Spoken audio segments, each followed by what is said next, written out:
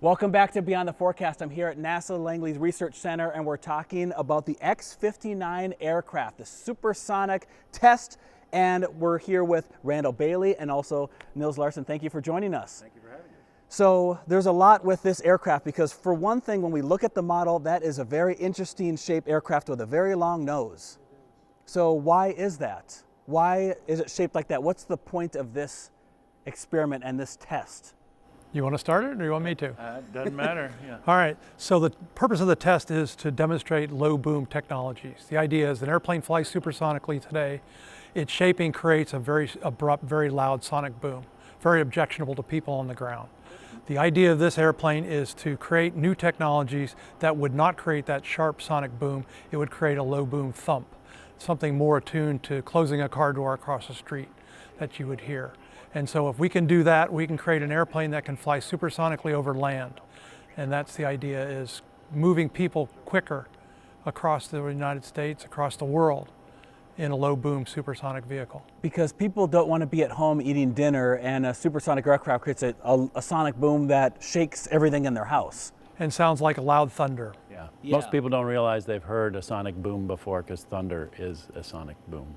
Yeah. It's just an airplane makes a boom boom. It's a front and a tail shock. Okay. Whereas thunder is just a single boom. Yep, and that's from the lightning heating up the air, which causes that sound. But aircraft's a little different. So how do we, in terms of the shape, how do you do that? How do you decrease that boom? Well, there's many ways to do that in terms of the technologies that are incorporated in the airplane. But the most notable part that you can see from this model is the nose. The nose is extremely long and tempered and tailored.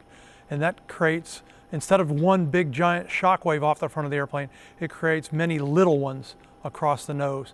And that creates a softer sound. And Nils, you flew this aircraft. That's right. So what was that like? Well, it was pretty exciting, but luckily it was uneventful. Because the first flight of any airplane is kind of a guess. You know, we take our best guess here between the Lockheed and NASA engineers to figure out how the airplane is going to fly. I had a simulator, and I had about 480 hours in the various simulators before I ever got into the airplane to take it airborne. And the good thing is the airplane flew a lot like the sim. Good. So that's so I was well prepared, and so the team did a great job of getting me prepared and all of them being prepared. So it was pretty much a non-event. Give me just kind of an overview, and everyone an overview, because if you search your name on Google, you're going to get a nice resume of all the aircraft that you've flown. So this isn't the first plane you've flown, obviously. Right. Give us some history. Give everyone a little, what have you flown with this and before this? So I started out in high school. I had a teacher. Teachers do more to influence our lives than you will ever know. Handed me a book. The book was The Right Stuff. I read it and I went, oh, that's cool. I want to do this when I grow up. So set my path to go be a test pilot, maybe a shot at being an astronaut. And so I went to the Air Force Academy. Turned around after that, became a pilot in the Air Force. I then went to test pilot school, became an Air Force test pilot about 20 years ago, roughly. Went down the street to NASA Dryden, which became NASA Armstrong right there at Edwards Air Force Base. So I've got about 30 years of flight test experience and 40-something years of just all flying. But a lot of different airplanes over the years, F-15s, F-16s, F-18s. A lot of times not necessarily testing the F-15 or the F-18, especially at NASA. A lot of times testing new technologies that we're trying out using those older airplanes. So a lot of that in the Air Force, I did test new radar designs on the F-15. I tested the new avionics that went into the T-38 years ago. I tested an airplane called the RU-38 that most people have never heard of. So a lot of different stuff over the years, and flown about 100, a little over 100 different airplanes. Most of them only just once, you know, just to kind of, you know, as a test pilot, it's good training to go out there and feel out this airplane. You look at different things that are the way they've looked at different problems and solved them in the airplane. The interesting thing is then when you go and design a new airplane, It's really great. You'll see that different things that different test pilots put into, they said, could you make this like this? There's certain things that, you know, Randy came up with and would say, like, I'd say, it'd be great if I could have a decel queue. And he'd say, you mean like on the 737? And I go, yeah, like that, make it like that. Yeah. So there are different things back and forth from flying all those different airplanes that you can take little pieces of them and then maybe roll them into the design on the airplane. And then as a test pilot, you're also taking your observations as you're flying the aircraft, the various aircraft, and giving that back to the engineers and improving it for everyone. Exactly. Fascinating. Must be a fun job. Oh, it's great. Must be really fun. Yeah, I applaud my 16-year-old self. Yes. It's been a great career so far. So this is what's interesting, because I haven't flown any aircraft, but I understand the concept of, I have a fair amount of hours in Flight Simulator. So when the nose is that long, that's going to block your view. It's like a super long hood of a car. Right. So now you can't see the road in front of you, or in this case, you can't see a lot of things in front of you. So this aircraft uses the XVS system, XVS, the external vision system. What is that? So what is it like flying that way? Well, that's all his doing. Okay. He saw that early on. I mean, when we knew the design, and so all the Langley engineers here came up with a really awesome thing, and I'll let him talk about that, and then I can tell you a little bit of what it's like to actually fly. Yeah, let's learn about it. Yeah, you can't put a forward-facing window in this airplane practically. I mean, this nose, from where the pilot sits to the tip of the nose is 50 feet. And so it's an extremely long nose. So you just can't put a window here and have them see anything practically. Right. So we had to use an electronic means of vision. The idea of using cameras like those. Cameras, displays, computing systems in order to create an equivalent means of vision for the pilot. So it looks like a forward-facing window to the pilot if we do the job right, but it's really without using any real windows in that regard. How do you get the three-dimensional part of it? So 3 dimensions is an interesting challenge. The human really only uses 3 dimensions in very short range in terms of your eyes. Your eyes are separated, inner pupil distance, and that's how you see vision, but you only use that about to 30 feet. The rest of your stereoscopic vision, that is the idea of seeing stereo or 3D, is created by shadows, created by depth perception, created by the size of objects. And that we can replicate with a computer and with displays and cameras. Gotcha. So, like for right now, we're sitting a few feet from each other. I can see that this part is pointed out more at me, but if I was sitting 40, 50 feet away, it would be different. You wouldn't be able to see that as well. I wouldn't have that precision. Right. That's interesting. I had no idea. So that makes it not as challenging then for the pilot. For the certain tasks that we have. If we were trying to do something like air refueling, and this is a challenge that the KC-10 is having right now, or KC-46, is they're trying to use a vision system for that too. And that is very close up. They want to see exactly where that nose probe is hitting. And so that requires a different technology in order to create that stereo imaging, that 3D depth perception. But for this airplane, it's not required. So this is maybe oversimplifying it, but when you're sitting in the aircraft, is it essentially just looking at a screen? Yeah. That's all it is. Just a big screen just mounted on the wall. Well, not quite. You said you do Microsoft, Flight Simulator. Flight Simulator, yeah. I mean, same thing. It's Same just deal. 16-year-olds probably fly this thing great because, it's like a video game. Yeah. So, as we joke, I put the thing on the thing and then follow the other thing and it lands. Yeah. So, yeah. And it lands. The challenge, of course, is that thing doesn't work. And in the real airplane, that's the challenge, is we need to make it work in all lighting conditions, all weather conditions, it has to always work. And so the challenge is the redundancy, have to do with things with if fail, how do we make it come back? How do we not make it come back and add something else in instead to still make it usable for the pilot? So redundancy, that was kind of part of my next question. You have to have that. What are some of the challenges that you've determined and discovered over the time while developing this that was difficult in terms of lighting with cameras and how they work with that, or if there's foggy situations, or you're flying through clouds, or let's say you get icing? Have you had issues that you had to deal with that? A lot of those issues we've faced, and we haven't stopped all those challenges. We haven't faced them all because we're going to do flight testing, and that's the real proof. But we've gone through the design. What happens if we get ice? Well, we put heaters on the windows for the cameras. So that way you don't accumulate ice, you shed the ice. And so we've done things like that. So they've got the defog. And so a lot of the challenges we're just starting to figure out. And we will meet those in flight test. So when you hop in the aircraft and you're saying, oh, okay, can't look out, what's that like? It was funny because you know, when you did the, when I first taxied it, so when I did the first taxi, just out of habit, Muscle memory. I would try and look around the monitor and start laughing because, you know, I can't see around, you know, whatever. And I stopped it probably after the second time. I didn't, you know, caught myself enough. But it's very interesting. We found probably more things in taxi just because the kind of, you know, some of the ways that the cameras line up were a little bit different than if you were looking out a window. And we didn't simulate that in our simulator. All the stuff that was further out was not an issue, you know, at all.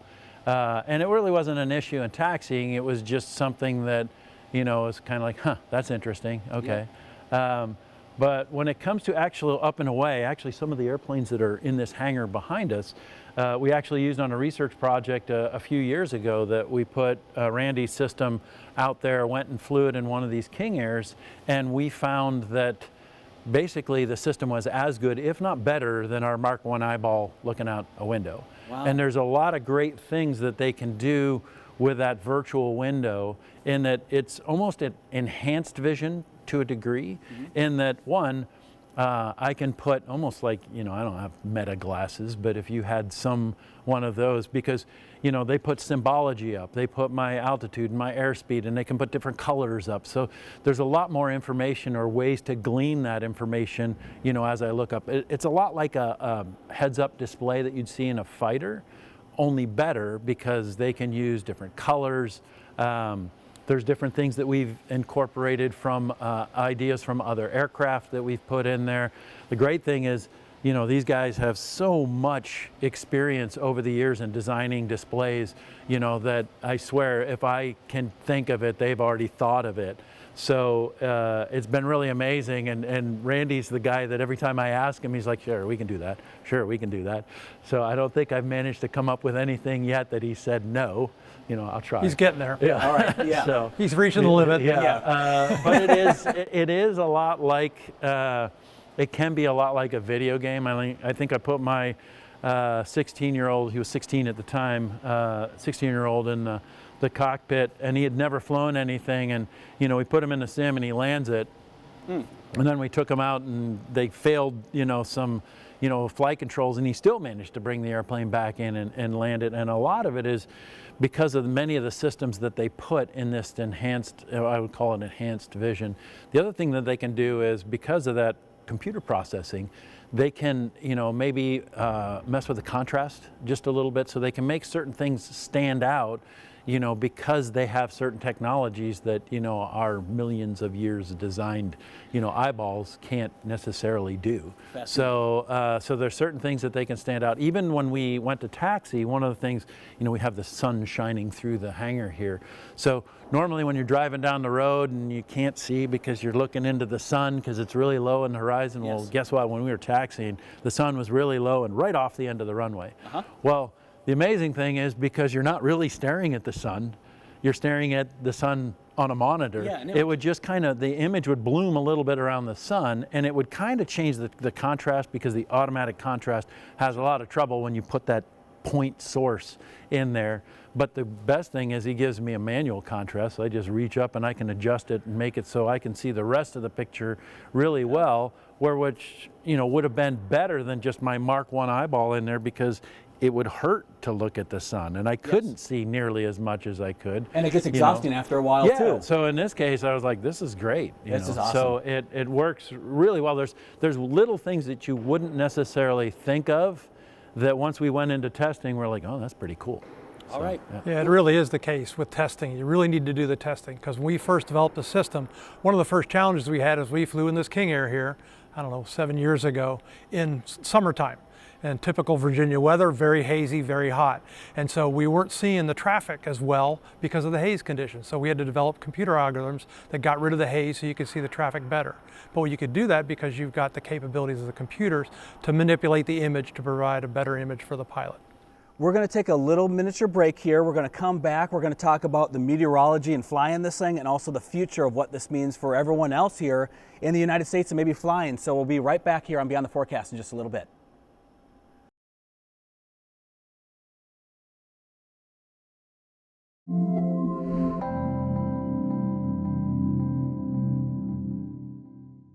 Welcome back to Beyond the Forecast. We're here at NASA Langley, continuing our conversation about the X-59 Quest. Quest, did we even say what that stood for? We got to say what that acronym is. Did we? Let's do it one more time. Quiet supersonic technologies. Quiet supersonic technology. Flying this aircraft, you have to know what the weather is going to be like, especially for the first flight, that test flight. What is that all about? Well, we actually have, 4 to 5 meteorologists on staff out there at Armstrong. I mean, it's anything from knowing what the winds and weather, and when you first go, you have very precise and very small tolerances for what the winds can be and what the weather can be. So we actually were a little bit worried about the winds on the day of flight, and in the end they weren't bad. You need everything to be basically calm? Pretty close, yeah. Okay. So, and then as we step up in speeds and crosswinds and stuff like that, we will have to have the meteorologists on staff predicting, whether we can fly that day. The other thing is, every flight we fly launches at least 2, but I think it's 3 weather balloons. So the weather balloons go up there to tell us what the atmosphere is doing so that they can use that to compare against the data, especially for our air data calibration. Mm-hmm. We will use the weather balloons extensively to go and do the air data calibration. The other thing we have is we have multiple weather towers around the field. So we'll do what we call accel decels, tower flybys. So we'll go down to about 200 feet and we'll go very slow and then speed up, or very fast and slow down as we go by the different towers, and then they will use that for the air data calibration with all that weather data. So there's a lot of meteorology in this. Like I said, we have at least 4 meteorologists on staff that look at all this different, looking at the atmosphere, because not just for making sure the airplane is safe, but we use that to get the data for the airplane to be able to figure out how fast we're really going, how high we're really going, all that stuff to calibrate the airplane. So now we're getting to the point where this is a test to see what kind of sonic boom it creates. How does it affect the public? That's going to continue. Mm-hmm. Let's scale it up. Okay, so we're going to create something that could be a passenger aircraft, or something that we could move people from point A to point B across the country, or even international if we want to do that in the future. How does that work? Where do we get to from there? Can this aircraft that we see here, can the technology scale up? Absolutely, it can scale up. That's the whole purpose of the program. The idea is demonstrating the tools that we use to design this vehicle. If we've done the job right, we'll test it in flight test and prove that these tools work. If the tools work, then we can give them to the public, give them to other manufacturers. They can design and scale up, if you will, different size vehicles, knowing that those tools work. And that's the idea of validating those tools. Like if you saw a future commercial airliner, it wouldn't look exactly like the X-59. But you would see, I like to say, you would like to see pieces of the X-59's DNA in that aircraft, that long nose that we talked about, maybe the multiple lifting surfaces, maybe the engine on the top. Many of the different things that you see in the design of this airplane, you would see in a future commercial supersonic vehicle. For those that are nervous of flying, and they have taken that flight, they've gotten to that, but now if they're nervous of flying and say, oh, I don't know if I want to go that fast in an aircraft, or I'm nervous to go supersonic, what is it like for a passenger or a person on board an aircraft when you reach Mach 1? Do they even notice it? You don't even know. You don't even know. The way I know is because his system tells me Mach 1, whatever, I'll look down. Yeah, Mach 0.99 and Mach 1.0. Yeah. So most of the time you never know. There can be really subtle things. If you're the pilot, you may see as the shock moves across the static port, which is the static port is the thing that will tell you what your altitude is.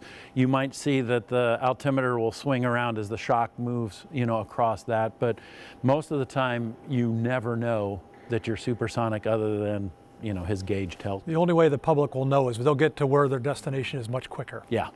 That's the only thing they'll notice. You really won't notice much, other than you'll have bragging rights to say that you went supersonic. Yeah, pretty much. I mean, so we're kind of, for those that were lucky enough to fly in the Concorde, we're kind of tapping into that a little bit, but that created the sonic boom. That was loud.